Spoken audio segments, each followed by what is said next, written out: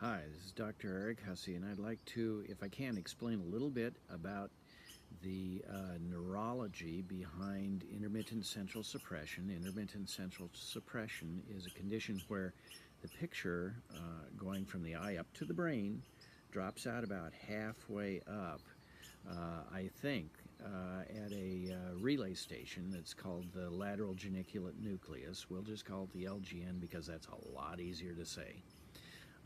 And I didn't name it, so don't blame me.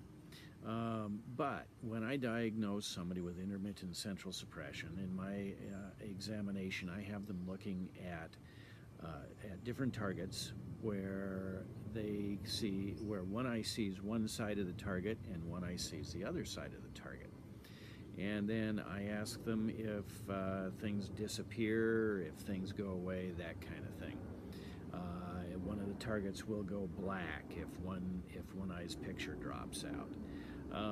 It's always important when I'm doing an examination like that to make sure that I'm communicating with, especially with a child, communicating and not leading the witness. And that is not a perfect world. I ask the questions the best I can without trying to lead, but still, there's always that question, especially dealing with kids. But to get beyond that, one of the things I've done is when they're looking at one of the targets and one of the pictures is dropping out, I have them raise a hand on the side that the picture drops out. It's a little crude, but it gives us an idea of what the timing is as eyes are going on and off. So what does that mean as far as things like reading? Well, imagine trying to read when somebody sees with this eye and then they see with this eye, and your eyes are what are called an error detecting system. They're always trying to adjust their aim and have both eyes in the same place at the same time. Well, if this eye's picture drops out, then that eye can drift a little off target. Well, intermittent central suppression is an on and off problem. It's usually about, or on average is a better way to say it, about 2 or 3 seconds that the picture drops out, and then 2 or 3 seconds that it comes back on. So it goes off for 2 or 3 seconds. Now this eye has to correct to get back to really precise aim. And that's where a lot of the confusion comes in with intermittent central suppression, or ICS is another way to say that. That's also easier. There's another level to it, to the confusion that we're just starting to recognize versus fully understand, and that is that when that eye's picture drops out, it doesn't go black. The brain actually calculates a fill-in that and shoots that fill-in back down to that relay station where the problem is. But the fill-in is what the vision science just calls surround. And surround is just junk. Visual junk that's about the right color, about the right texture, but it doesn't have any information to it. Well, that visual junk is actually strong enough that it can interfere with how the other eye sees. So you start to get this picture that it's a lot more confusing central vision than a lot of us prior to this have thought. Well, so how does all that happen? How does it happen that one eye's picture will just drop out and then come back? There are actually two major, they call them pathways, two major nerve lines.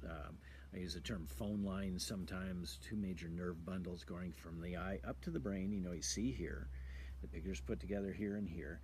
But the picture has to get from here up to there through a relay station right about there, which I think is where the problem is.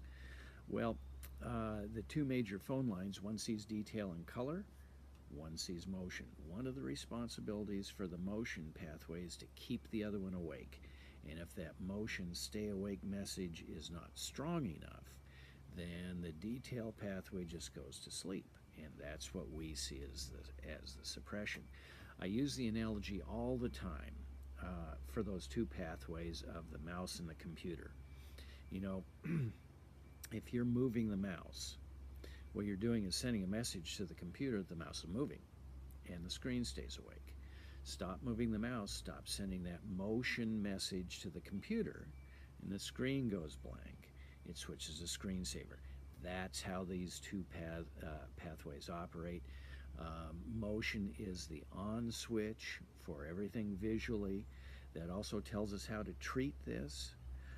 For one thing, people think, oh, a pair of glasses. Well, no, glasses work here.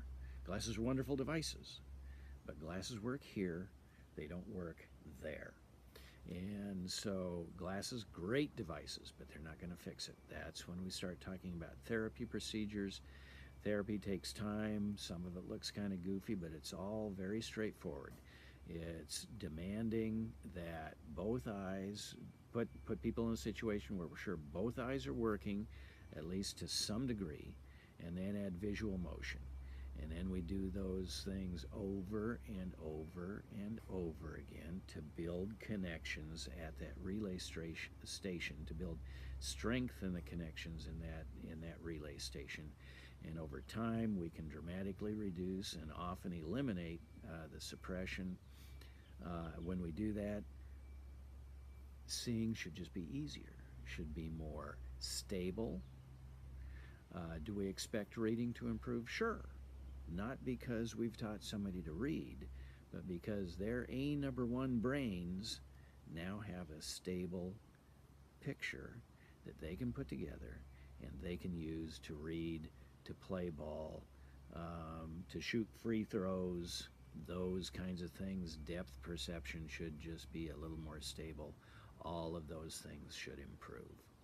So if you have any questions about that, you can contact me. You can find my research on the internet. Go to ResearchGate, and they have most of my research there, but you can also contact me directly if you like. Thank you.